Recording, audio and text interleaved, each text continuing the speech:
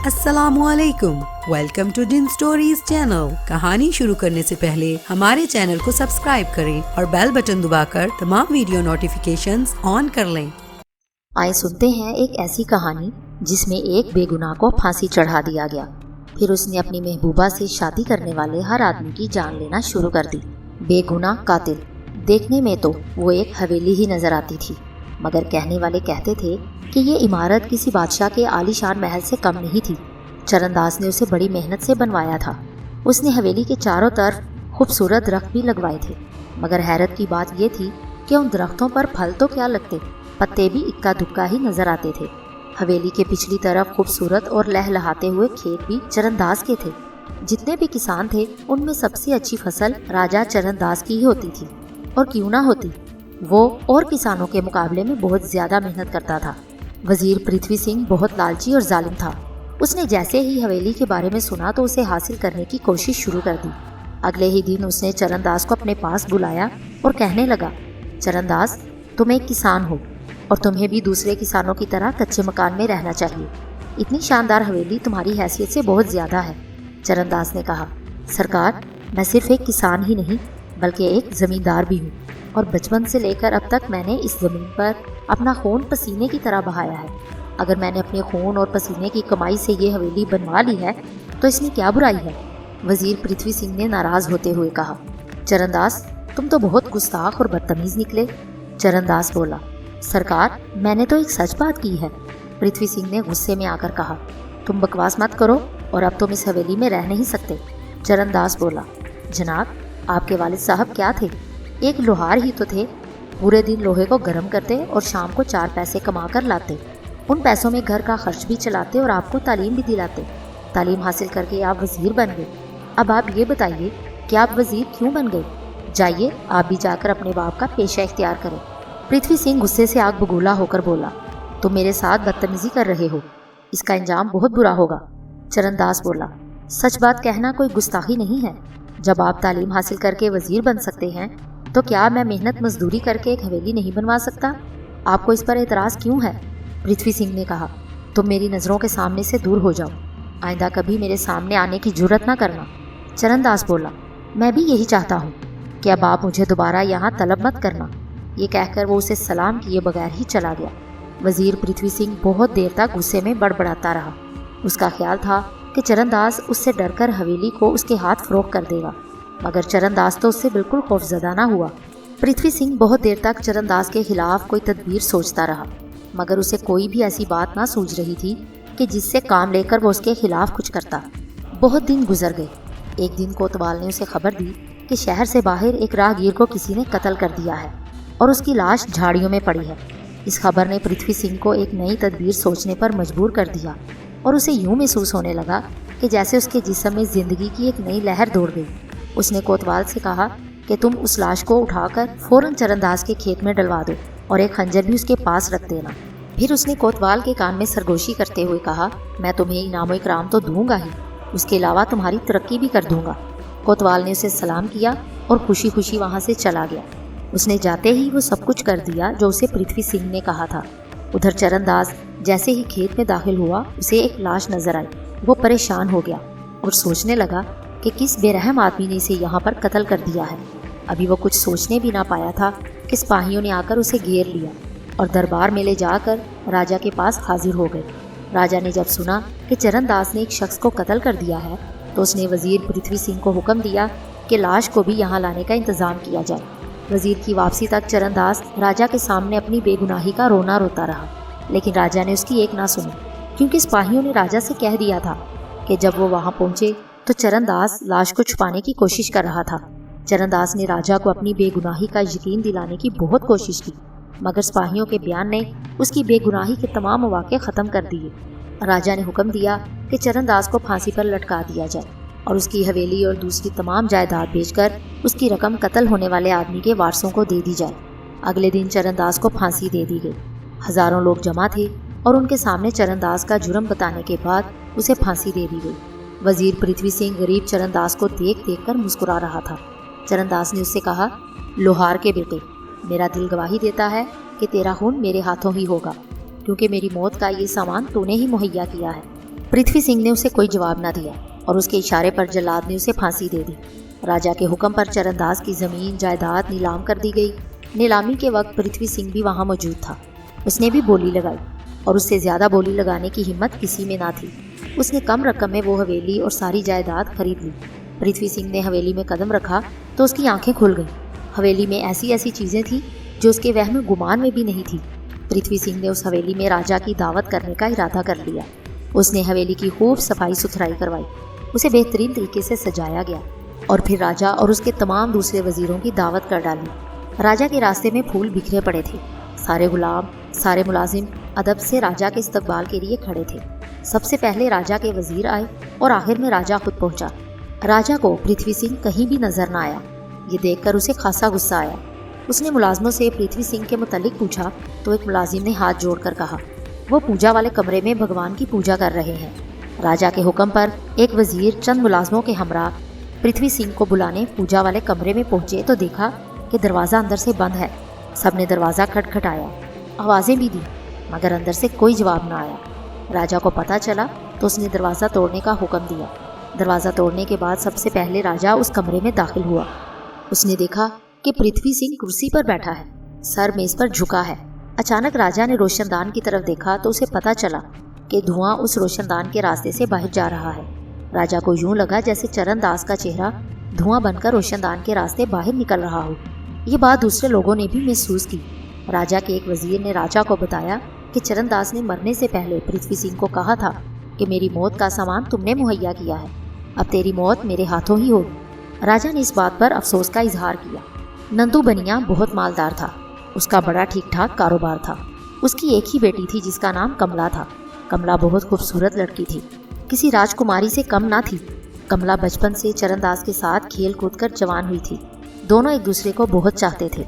बचपन से ही चरणदास उससे कहता था कि कमला, जब हम बड़े होंगे तो मैं तुमसे शादी करूंगा। मगर कमला जवाब में कहती, चरणदास, मेरे पिताजी तुमसे मेरी शादी कभी नहीं करेंगे क्योंकि तुम एक गरीब आदमी हो और मेरे पिताजी बहुत मालदार आदमी हैं। जवाब में चरणदास उसे कहता, कमला, तुम फिक्र ना करो, मैं बड़ा होकर खूब मेहनत करूंगा, बहुत सारी दौलत कमाऊंगा, फिर तुम्हारे पिताजी तुम्हारी शादी जरूर मेरे साथ कर देंगे।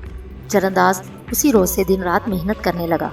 नंदू बनिया उसे इस तरह मेहनत करते देखता तो कहा करता था कि ये लड़का बहुत जल्द किसी ऊंचे मकाम पर पहुंच जाएगा।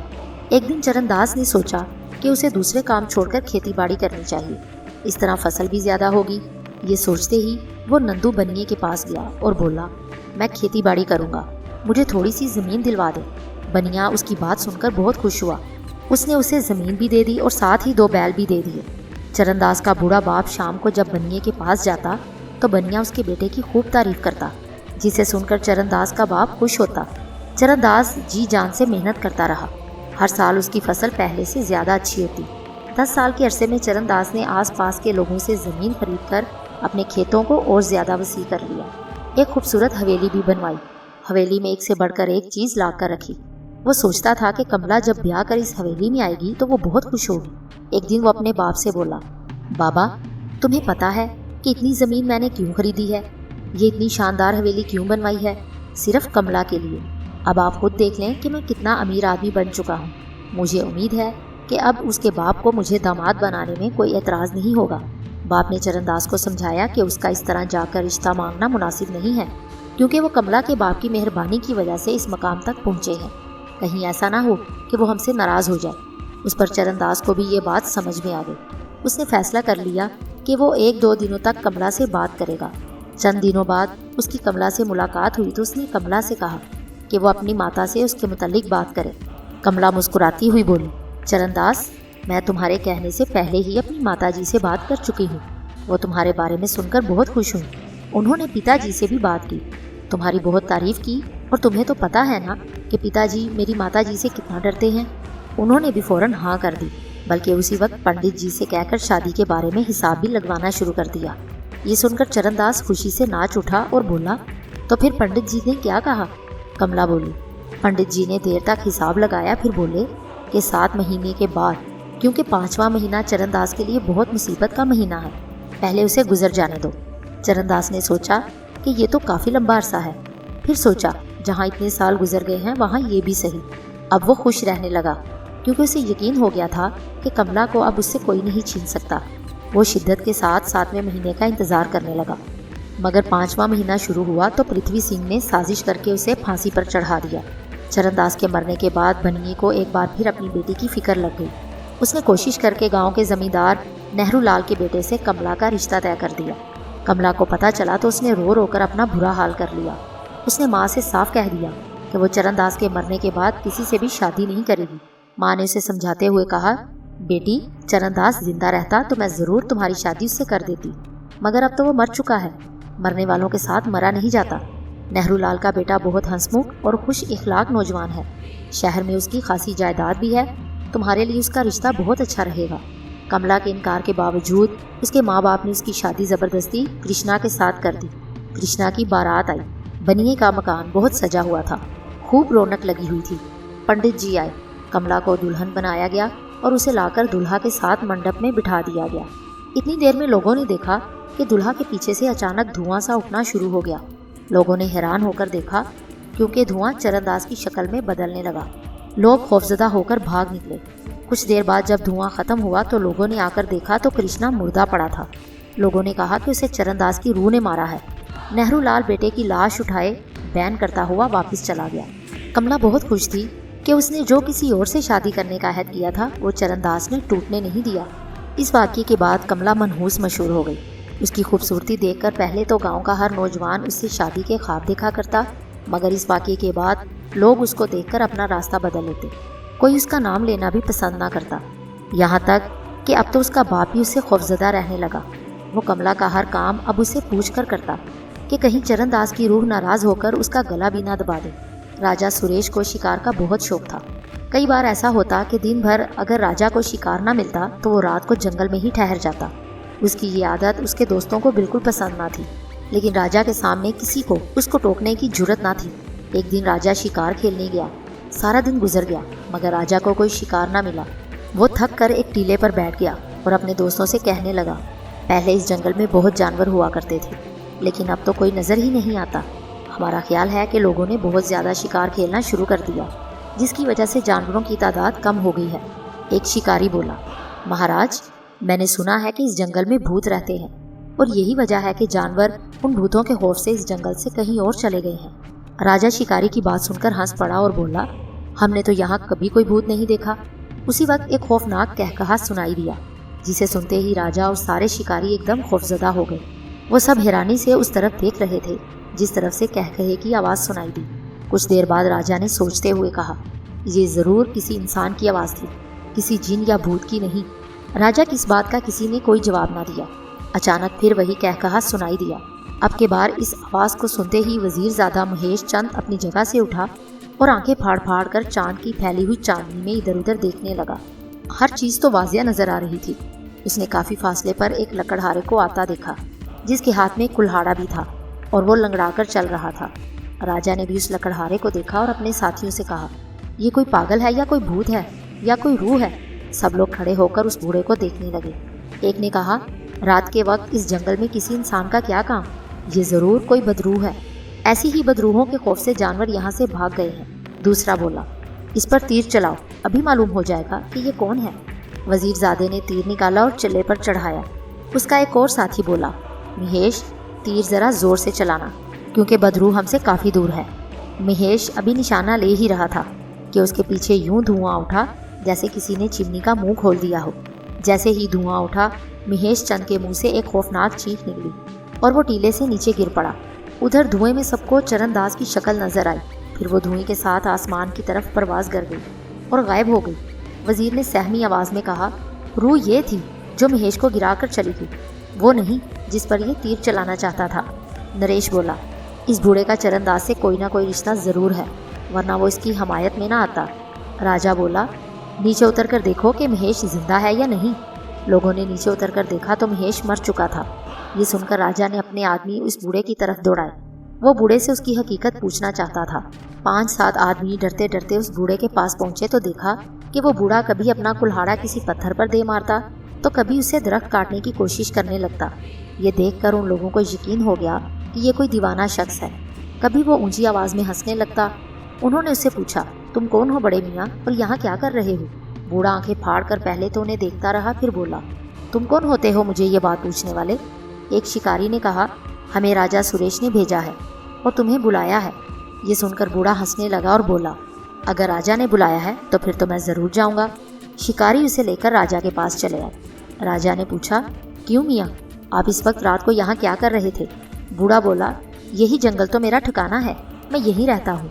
राजा बोला, तुम्हारा कोई घर भी तो होगा? बूढ़ा बोला, हाँ कभी मेरा घर था, मगर तुमने वो मुझसे छीन लिया। जानते हो राजा मैं कौन हूँ? मैं उस बदनसीब चरणदास का बाप हूँ जिसे तुमने बेगुनाही फांसी पर लटका दिया। उसके मरते ही तुम्हारे वजीर पृथ्वी सिंह ने हमारी हवेली और ज़मीनों पर कब्जा कर लिया। पृथ्वी सिंह ने हमारी जायदाद हथियाने के लिए कोतवाल से मिलकर मेरे बेगुनाह बेटे पर कत्ल का इल्ज़ाम लगवाकर उसे फांसी पर चढ़वा दिया। उसके बाद राजा के कहने पर बूढ़े ने पूरी तफसील से चरणदास की सारी कहानी से सुनाई। कहानी सुनकर राजा की आंखों में आंसू आ गए, मगर अब वो कुछ नहीं कर सकता था क्योंकि चरणदास तो मर चुका था। राजा ने बूढ़े को उस बात की पेशकश कर दी कि वो चाहे तो दोबारा उसी हवेली में जाकर रह सकता है, मगर बूढ़े ने ये कहकर इनकार कर दिया कि बेटे के बगैर वो हवेली से कब्रिस्तान लगती है। फिर एक शिकारी बोला, बाबा तुम कहते हो कि तुम्हारा बेटा कातिल नहीं है, मगर अब तक तुम्हारे बेटे की रूह 3 कत्ल कर चुकी है। पृथ्वी सिंह के अलावा उसने कृष्णा को मार दिया जो कमला से शादी करने आया था। अभी अभी उसने महेश को मौत के घाट उतार दिया है। बूढ़ा हंसकर बोला, पृथ्वी सिंह को तो उसने ठीक कत्ल किया, कमला से वो खुद शादी करना चाहता था। अपनी ज़िंदगी में भी उसका ब्याह किसी से ना होने देता। मरने के बाद तो वो और भी ताकतवर हो गया है, उसने इसीलिए कृष्णा को मार दिया। महेश चूंकि मुझे मारने वाला था इसीलिए उसको भी उसने ख़त्म कर दिया। मैं बहुत खुश हूँ कि मेरा बेटा मरकर भी जिंदा है, वो अपने सब दुश्मनों को ख़त्म कर देगा। ये कहकर वो शोर मचाता हुआ वहाँ से भाग गया। राजा अपने साथियों समेत महेश की लाश लेकर वापस चला गया। वापस आकर राजा बहुत परेशान रहने लगा। उसे इस बात का दुख था कि उसने बेगुनाह चरणदास को क्यों फांसी दी, क्यों लालची पृथ्वी सिंह की बात पर यकीन कर लिया और खुद तहकीकात करने की बजाय पृथ्वी सिंह की झूठी गवाहियों पर एक बेगुनाह को फांसी पर लटका दिया। राजा ने सोचा कि हीरा लाल के लालच और बदी की वजह से कई जानें ज़ाया हो चुकी हैं। वो सोचने लगा कि वो कौन सा ऐसा अच्छा काम करे कि जिसकी वजह से चरणदास की रूह खुश हो जाए और ये रोज़ रोज़ कत्ल करने छोड़ दे। आखिर उसे एक बात सूझी। उसने चरणदास के ख़ानदान की तहकीक करवाई तो उसे पता चला कि चरणदास का एक भतीजा भी है जो तालीम हासिल करके जवान हो चुका है। राजा ने सोचा कि अगर किसी तरह कमला प्रकाश से शादी पर रजामंद हो जाए तो वह इन दोनों की शादी करके उन्हें उस हवेली में आबाद कर दे। इस तरह चरणदास की रूह भी खुश हो जाएगी कि जो हवेली उसने अपनी महबूबा के लिए बनवाई थी आखिर वही उसमें जाकर आबाद हो गई। ये सोचकर राजा ने प्रकाश से बात की। प्रकाश को सारी बात समझाई तो वो कमला से शादी करने पर राजी हो गया। फिर राजा ने कमला के पिता से भी बात की। वो खुद बेटी को घर बिठा कर तंग आ चुका था। राजा की बात सुनकर वो बखुशी राजी हो गया। कमला को इस बात का पता चला तो उसने रो रो कर सारा घर सर पर उठा लिया। माँ बाप ने उसे बहुत समझाया मगर कोई बात उसकी समझ में नहीं आ रही थी। बनिए ने उसे राजा का हुक्म सुनाया और कहा कि अब वो रोना धोना बंद करे और राजा के हुक्म की तामील में इस शादी पर राजी हो जाए। मुकर्ररा तारीख पर प्रकाश दुल्हन ब्याहने आया। राजा खुद तो ना आया मगर उसके सारे वजीर इस शादी में शरीक थे। शाम का वक्त था। सूरज गरूब होने में थोड़ा सा वक्त बाकी था कि बारात आ गई। लोग दुल्हा के इस्तकबाल के लिए आगे बढ़े। दुल्हा ने घोड़े से उतरने के लिए दायां पांव रकाब से बाहर ही निकाला था कि स्याह रंग का धुआं उठने लगा। दुल्हा की चीख निकल गई और धुएं ने चरणदास की शक्ल इख्तियार कर ली। उधर दूल्हा बना प्रकाश घोड़े से नीचे आ गिरा। उसकी आंखें निकल आईं। पल भर में सब कुछ खत्म हो गया। हर तरफ प्रकाश की मौत की खबर फैल गई। कमला को पता चला तो वो बहुत खुश हुई और कहने लगी कि चरणदास ने एक मरतबा फिर उसका अहद टूटने से बचा लिया। राजा को इस बात का पता चला तो उसे बहुत दुख हुआ। उसने ऐलान करवा दिया कि हवेली को ताला लगवा दिया जाए। कमला की आइंदा शादी के बारे में कोई बात न की जाए। बूढ़े के बारे में भी कह दिया गया कि कोई शख्स चरणदास के बाप को किसी किस्म की कोई तकलीफ ना दे। वजीर कुंवर राव को इख्तियार मिल गया था इसलिए उसने हवेली में ताला लगवा दिया। चरणदास ने जो फसल बोई थी वो पककर तैयार हो चुकी थी। कुंवर राव ने यह देखा तो बहुत से लोगों को इस बात पर राजी कर लिया कि वो आमदनी के चौथाई हिस्से के मुआवजे पर फसल की कटाई करें। मुलाजमों ने फसल काटना शुरू की तो बूढ़ा कुल्हाड़ी हाथ में लिए आ पहुंचा और कहने लगा, इस काश्त के मालिक तुम तो नहीं हो, इस फसल को उगाने वाला तो कोई और था, इस फसल को उगाने वाला तो कोई और था, तुम फ़ायदा हासिल करने वाले कौन होते हो? मुलाजमों ने कहा, वजीर कुंवर राव ने हमें मुआवजे पर फसल काटने पर रखा है। बूढ़ा बोला, हाँ तुम्हारा तो कोई कसूर नहीं, वैसे वजीर आए तो उसे कह देना कि तुम इस फसल के मालिक नहीं हो। ये कहकर बूढ़ा हंसता हुआ वहाँ से चला गया। शाम को वजीर आया तो लोगों ने उसे बूढ़े के मुतालिक बताया। वजीर कहने लगा, हाँ वो बूढ़ा सच कहता है, ये फसल उसके बेटे ने बोई थी, मगर अब वो मर चुका है। बादशाह ने ये ज़मीन मुझे दे दी है, इसलिए अब मैं ही इसका मालिक हूँ। फसल कटी। वजीर ने उसको अच्छे दामों बेचकर मुलाजमों को वादे के मुताबिक उनका मुआवजा दिया। रकम की थैलियाँ घोड़े की पीठ पर रखकर वो घोड़े पर सवार होने लगा कि अचानक चरणदास की रूह फिर नमूदार हुई और उसका गला दबाकर वहाँ से चलती बनी। राजा को इस बात की इत्तला मिली तो वो बहुत दुखी हुआ। उसे समझ में नहीं आ रहा था कि वो चरणदास की रूह को सुकून पहुँचाने के लिए क्या करे कि चरणदास बेगुनाह लोगों को कत्ल करना छोड़ दे। राजा ने चंद वजीरों को भेजकर चरणदास के बाप को महल में बुलवाया। राजा ने बूढ़े को बड़ी मुश्किल से इस बात पर राजी किया कि अगर वो आशीर्वाद दे दे तो कमला की शादी भी हो सकती है, वो हवेली दोबारा आबाद हो जाएगी और बेगुनाह लोगों का कत्ल भी बंद हो जाएगा। बूढ़ा बड़ी मुश्किल से राजी हुआ। राजा ने खुद अपने एक वजीर के साथ कमला की शादी करने का फैसला किया। वजीर बड़ी मुश्किल से राजी हुआ क्योंकि वो इस बात से खौफजदा था कि कहीं उसके बेटे की भी शामत ना आ जाए और चरणदास की रूह उसे भी ख़त्म ना कर दे। मगर राजा के तसल्ली देने पर वो राज़ी हो गया। मुकर्ररा दिन पर उस रोज़ फिर कमला को ज़बरदस्ती दुल्हन बनाया गया। राजा के हुक्म पर कमला की बारात उसी हवेली में ले जाने का इंतज़ाम किया गया। हवेली को दुल्हन की तरह सजाया गया था। राजा बारात के साथ खुद हवेली पहुंचा। चरणदास का बूढ़ा बाप भी बारात के साथ आया। दूल्हा दुल्हन को मंडप में बिठाया गया। चरणदास के बाप ने दोनों के सर पर हाथ रखकर उन्हें दुआ दी। उसी वक्त बूढ़े के कदमों में धुआं निकलने लगा। फिर ये धुआं चरणदास की शक्ल इख्तियार कर गया, लेकिन आज ये धुआं आसमान की तरफ बुलंद नहीं हुआ, बल्कि बूढ़े के कदमों में ही सिमट कर गायब हो गया।